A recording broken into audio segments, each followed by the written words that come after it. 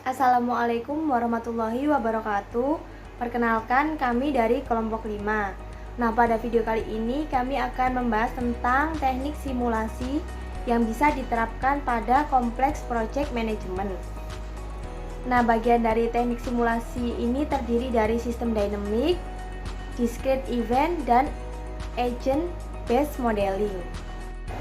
Untuk anggota kelompoknya ada saya, yaitu Lydia Febianti dengan NIM H962190057. Nama saya Agus Setiawan, NIM saya H962190338.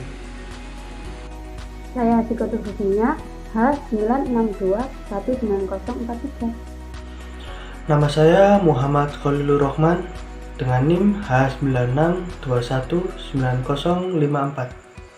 Saya Rizky Ramadan, NIM H06219015. Saya Abdillah Arafat, NIM H06219001. Untuk langkah awal yaitu kita membuat model baru. Untuk nama modelnya yaitu Complex Project Management. Pertama-tama kita drag stock ke main. Setelah itu kita rename menjadi requirement. Setelah itu kita drag flow. Nah, flow di sini yaitu sebagai aliran atau penghubung. Untuk flow kita rename menjadi software development rate. Setelah itu kita drag stock. Nah, kita rename menjadi develop software. Software development rate di sini yaitu untuk menghubungkan antara requirement dan develop software. Selanjutnya kita tambahkan dynamic variable. Untuk namanya kita ubah menjadi productivity. Selanjutnya kita tambahkan lagi dynamic variable-nya dan kita ubah menjadi staff. Kemudian kita tambahkan lagi dynamic variable dan kita rubah namanya menjadi communication overhead. Selanjutnya kita hubungkan productivity dengan software development rate. Kemudian staff dengan software development rate. Selanjutnya communication overhead dengan software development rate. Dan nggak lupa juga kita hubungkan staff dengan communication overhead. Selanjutnya kita tambahkan table function. Nah, namanya di sini kita ubah menjadi com overhead. Nah, sekarang kita ubah properties pada requirement. Pada bagian initial value kita ubah menjadi 500.000. Setelah itu kita ubah rumus pada software development rate. Kita ubah menjadi productivity kali 1 main communication overhead per 100 kali staff. Kemudian kita ubah properties pada productivity. Kita checklist bagian konstan dan untuk nilai productivity-nya kita ubah menjadi 500. Kemudian kita ubah nilai staff menjadi 10. Selanjutnya kita rubah rumus pada communication overhead menjadi com_overhead buka kurung staff tutup kurung. Kemudian kita isi tabel data pada com overhead. Yang awal kan argumennya 0, value-nya 0. Selanjutnya argumennya 3, value-nya 1,5. Argumen 10, value 6. Argumen 15, value 13,5. Argumen 20, value 24,6. Argumen 25, value 37,5. Argumen 30, value 54.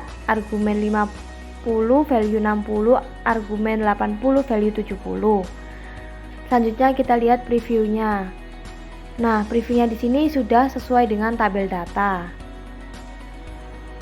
Langkah selanjutnya kita tambahkan template. Di sini kita klik add data item. Untuk title-nya kita ubah menjadi requirement dan untuk value-nya kita rubah menjadi requirement juga. Nah, di sini saya mau mengubah line width-nya menjadi 2. Selanjutnya kita klik add data item lagi. Di sini title-nya diganti menjadi develop software. Untuk value-nya juga menjadi develop software.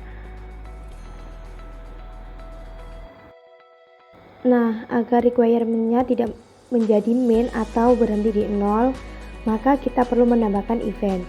Nah, pada pilihan mode di sini kita pilih cyclic.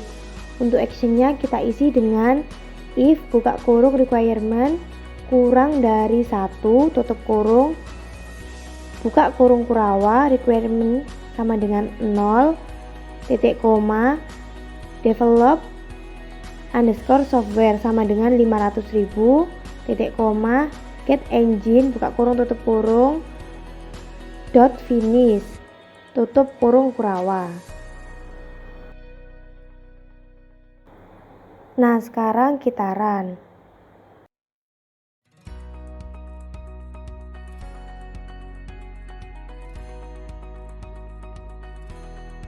Dengan productivity 500 dan staff 10, maka pengerjaan diperkirakan mencapai 106 hari.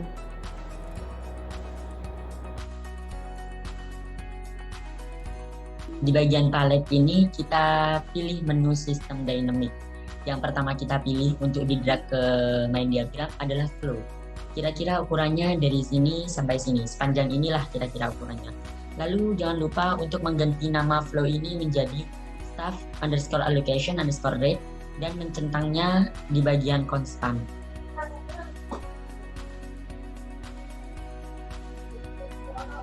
Selanjutnya kita menambahkan stok. Jangan lupa diganti namanya menjadi new project staff. Setelah itu kita menambahkan flow lagi. Jangan lupa agar flow ini terhubung ke new project staff tadi sampai kira-kira panjangnya sepanjang ini. Lalu jangan lupa juga untuk mengganti namanya menjadi assimilation underscore rate. Selanjutnya kita menambahkan stok lagi hingga ke assimilation rate, hanya diganti menjadi experience staff. Setelah itu kita masukkan parameter dan diganti namanya menjadi hiring underscore rate. Jangan lupa untuk menghubungkan parameter ini dengan flow tadi menggunakan link. Selanjutnya kita menambahkan dynamic variable di atas assimilation rate. Jangan lupa menambahkan link dari experience staff ke effective staff. Setelah itu ketika ada effective staff ini kita hubungkan dengan staff yang ada di gambar di atas menggunakan link juga. Selanjutnya menambahkan variabel lagi dan namanya diganti menjadi experience underscore personnel underscore needed underscore for underscore training. Jangan lupa dihubungkan link dari project staff ke experience personnel needed for training tadi. Dan yang terakhir yang harus kita tambahkan adalah dynamic variable yang terakhir adalah training of underscore overhead. Jangan lupa juga untuk menghubungkannya menggunakan link dengan experience underscore personil underscore needed underscore for underscore training. Selanjutnya kita masukkan data-datanya.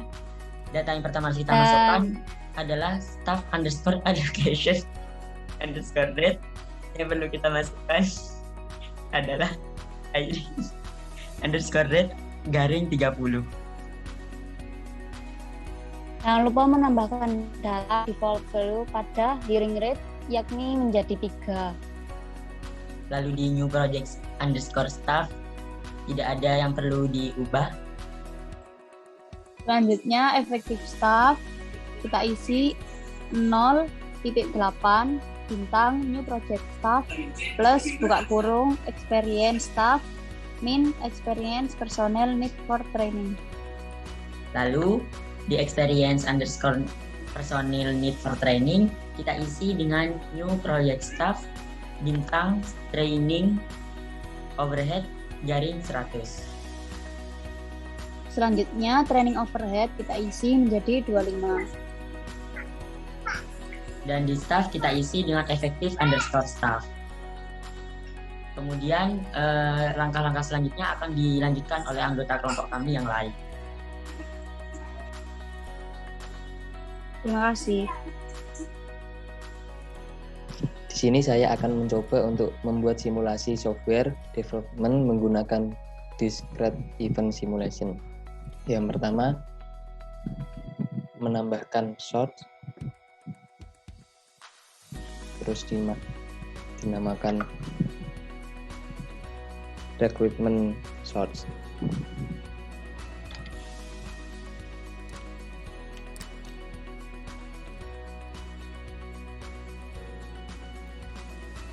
Terus yang selanjutnya kita menambahkan size,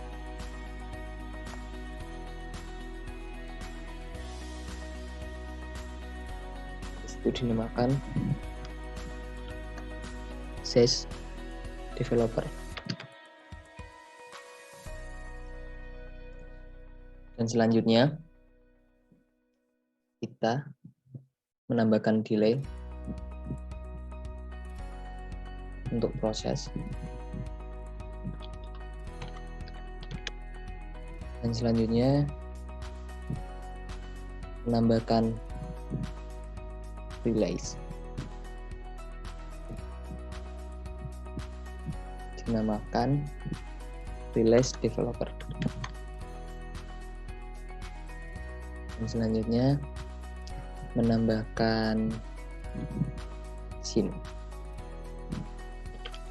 developer software. Dan kita akan menambahkan tabel function menggunakan com overhead. Dan selanjutnya kita menambahkan dynamic variable dinamakan productivity. Selanjutnya juga menambahkan dynamic variable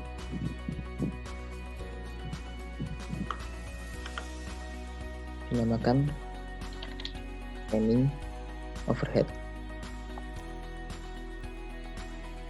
Dan selanjutnya menambahkan dynamic variable lagi dinamakan software developer rate. Selanjutnya menambahkan event.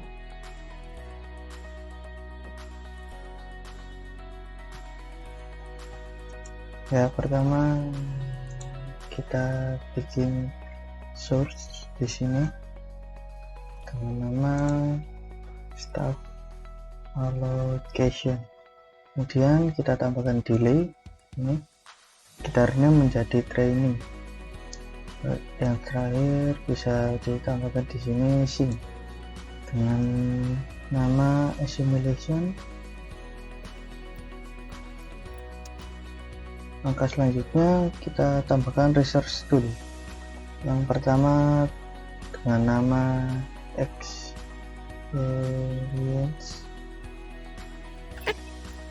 Selanjutnya dengan nama yang kedua new project start.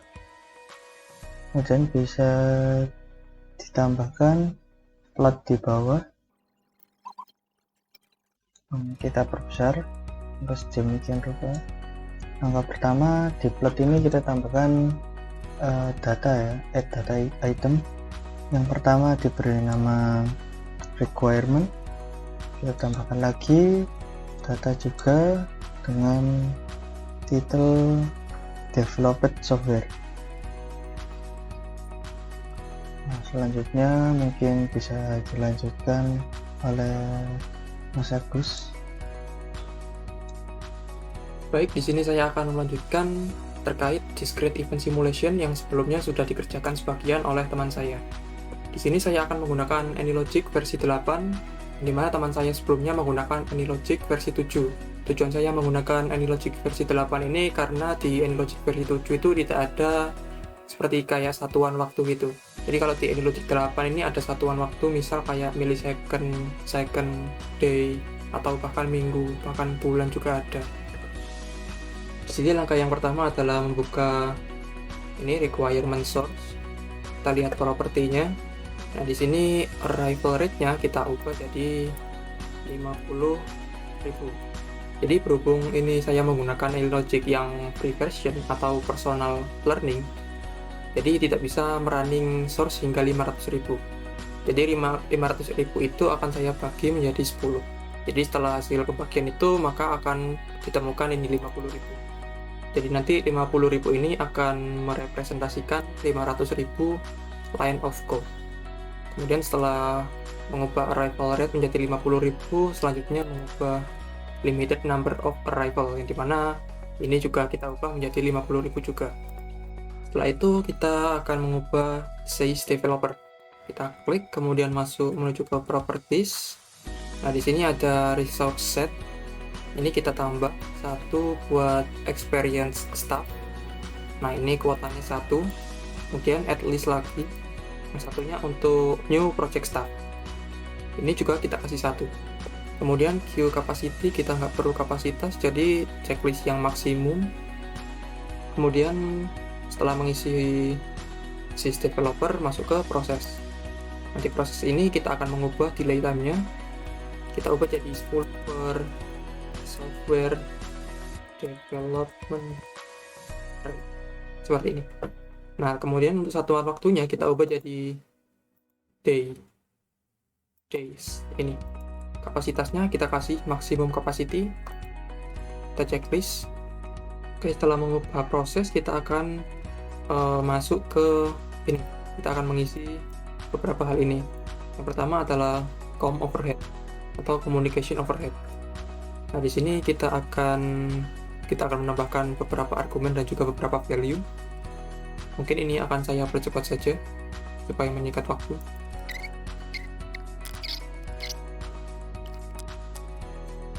Nah, ini sudah saya isi dan previewnya, grafiknya akan membentuk grafik seperti ini. Kemudian lanjut ke productivity. Ini kita buat jadi konstan, kemudian value-nya kita ubah jadi 500. Kemudian training overhead, ini juga konstan, value-nya kita set jadi 35. Kemudian untuk software development rate ini tak perlu diubah, nanti akan diubah di bagian event. Selanjutnya kita ubah experience staff. Ini kapasitasnya kita ubah jadi 10.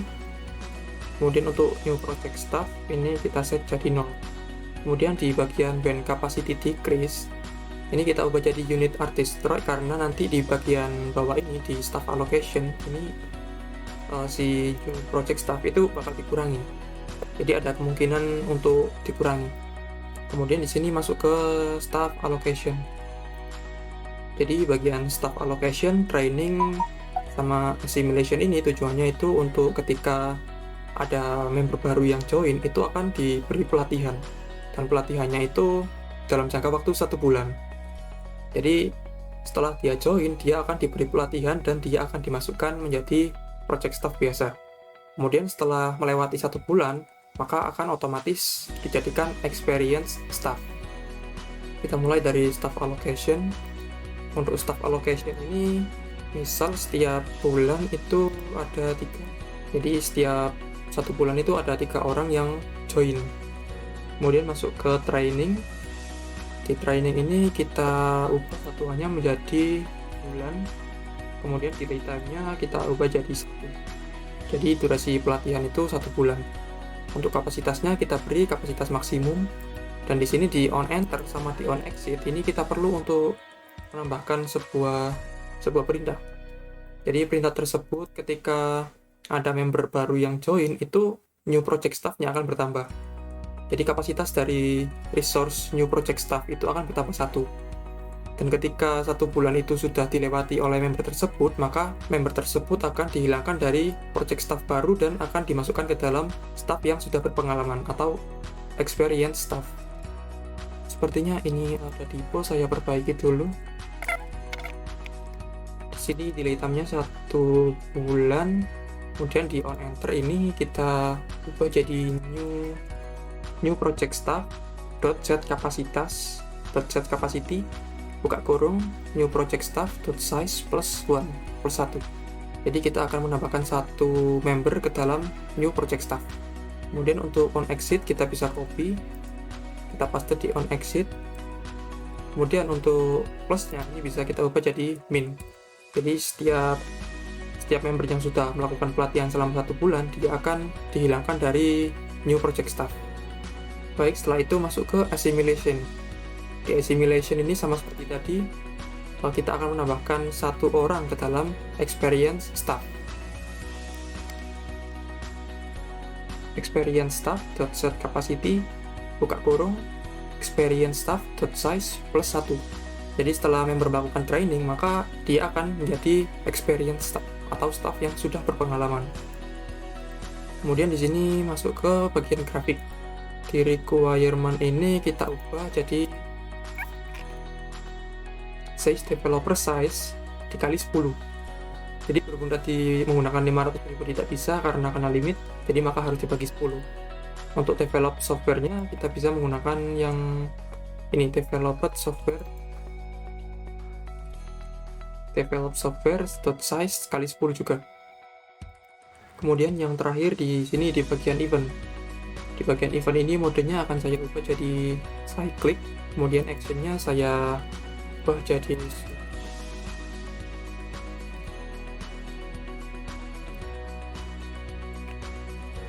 nah seperti ini rumus untuk mengubah software development rate. Nah ini akan kita coba running. Tampaknya di sini ada error. Ini gara-gara tadi kita sudah mengubah nama resource-nya. Nah ini berubah. Ini kita ulang lagi. Ini kita ulang jadi seperti ini. Kita coba running lagi. Oh ya, di sini terdapat error. Berarti di bagian grafiknya ini harusnya menggunakan count, bukan size. Di sini akan saya coba run kembali. Akan saya percepat saja untuk melihat hasil akhirnya.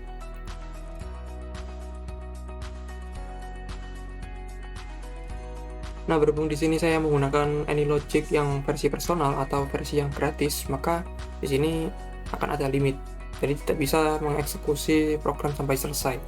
Nah, untuk outputnya sendiri di sini kemungkinan para staff akan dapat menuliskan 500.000 baris kode dalam kurun waktu 90 hingga 95 hari.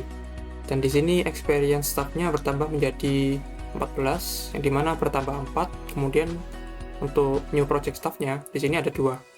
Jadi ada 2 yang sedang melakukan training. Mungkin sekian pemaparan materi dan juga tutorial dari kami. Apabila ada salah kata mohon dimaafkan. Wassalamualaikum warahmatullahi wabarakatuh.